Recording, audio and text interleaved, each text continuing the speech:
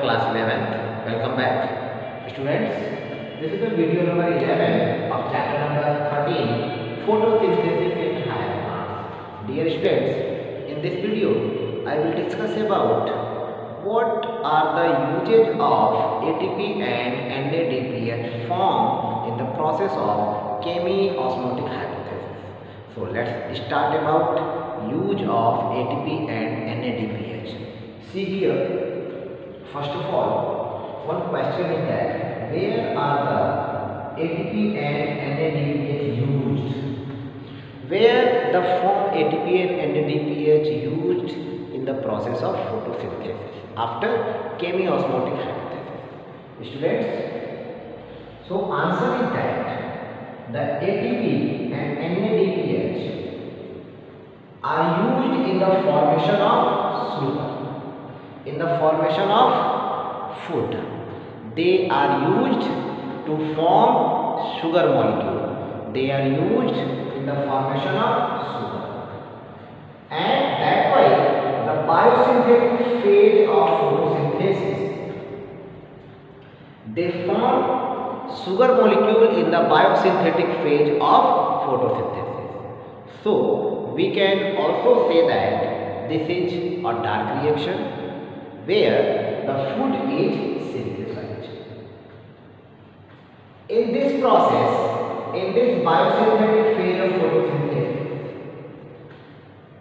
does not directly depend on the presence of light, but is dependent on the product of light reaction.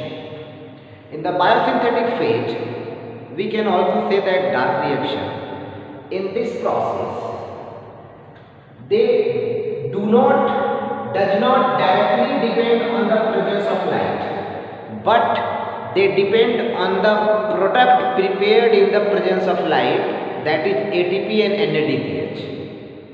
बच्चों, ATP और NADPH light के presence में photophosphorylation में बनता है।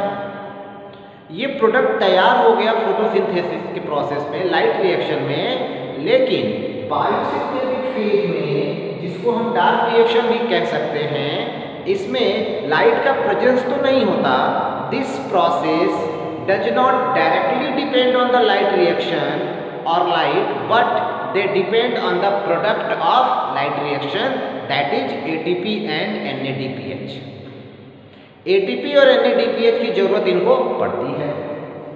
So we can say that the biosynthetic phase of photosynthesis does not directly depend on the presence of light, but is dependent on the product of light reaction, that is ATP and NADPH. After that, one important scientist, Melvin Calvin and Benson and his colleagues, all are together proceed for that.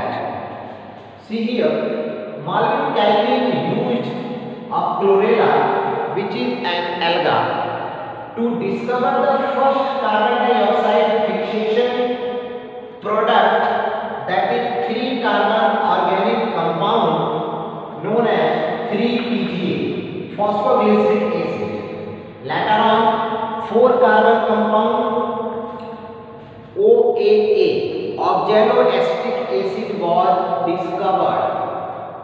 So we can say that Melvin Calvin used an alga for the discovery of first carbon dioxide fixation product, that is 3-carbonic compound known as 3-phosphoglyceric acid or 3-PGA. Later on, बाद में the 4-carbon compound was discovered, that is known as OAA, oxaloacetic acid. On the production of 3-carbon compound and 4-carbon compound by the plants, they are termed as C3 pathway and C4 pathway. See here, C3 and C4 pathway.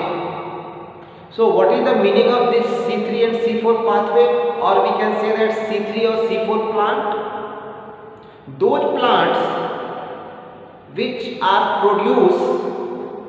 First carbon dioxide fixation product is 3 carbonic compound, that is 3-PGA, are known as C3 plant, and they follow the C3 pathway. And those plant which produce their first CO2 fixation product is 4 carbon compound, that is oxaloacetic acid.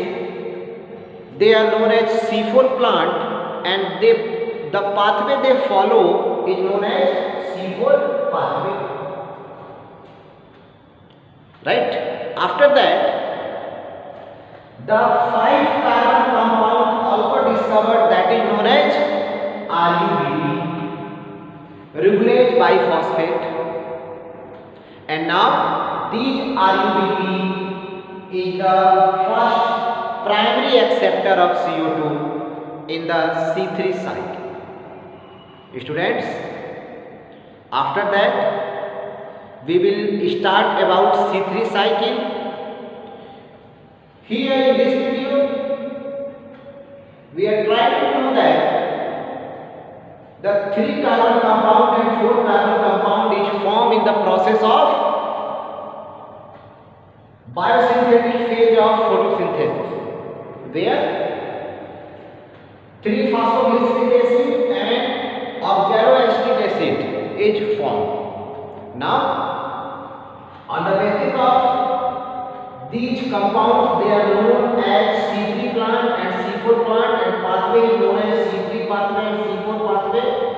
After that, discovery of 5 carbon compound RUBP takes place, which is goes for the Calvin cycle. Very important process of photosynthesis, where all the process takes place. So students, in my next video I will discuss about Calvin cycle or C3 cycle.